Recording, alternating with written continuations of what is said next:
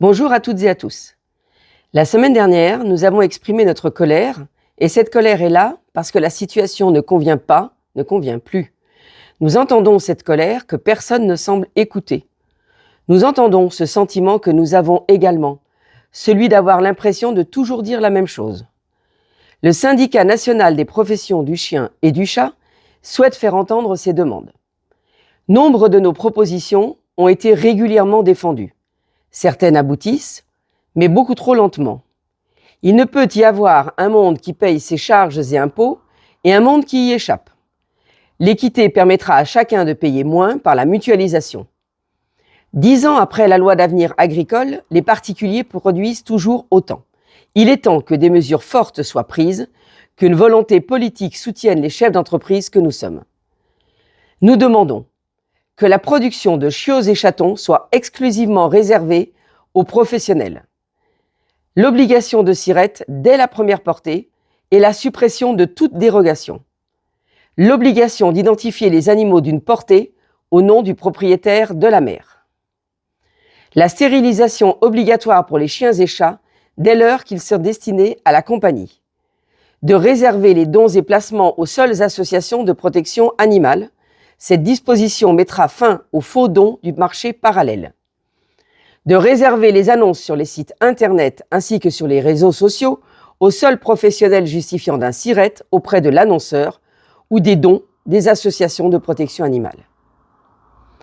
Une déclaration en mairie des propriétaires non professionnels de chiens et chats détenus, ce qui permettra de vérifier que les animaux sont identifiés et stérilisés. De flécher les amendes pour non-identification au profit des associations de protection animale.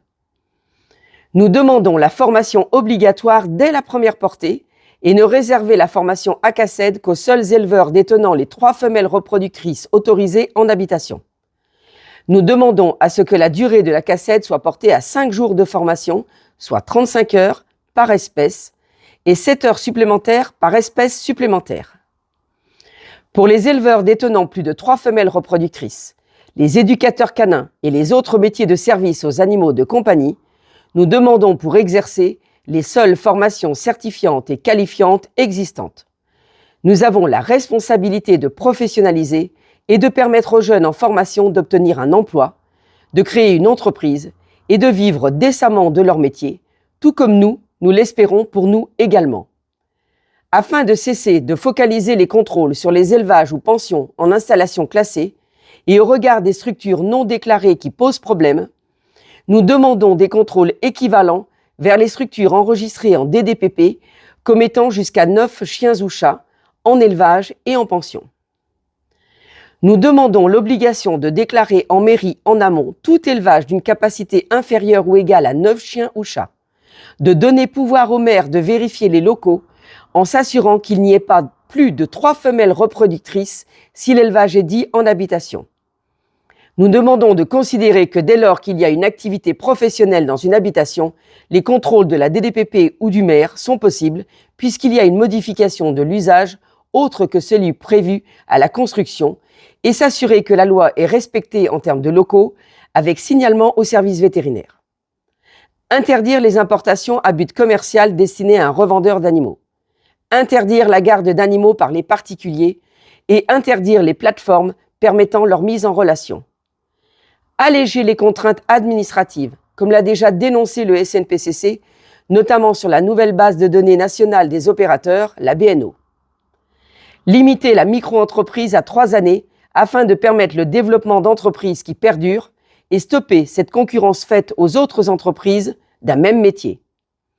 Nous demandons à nous remettre autour de la table pour que la France porte la modification de la directive européenne sur les taux de TVA réduits afin de l'appliquer aux ventes de chiens et chats.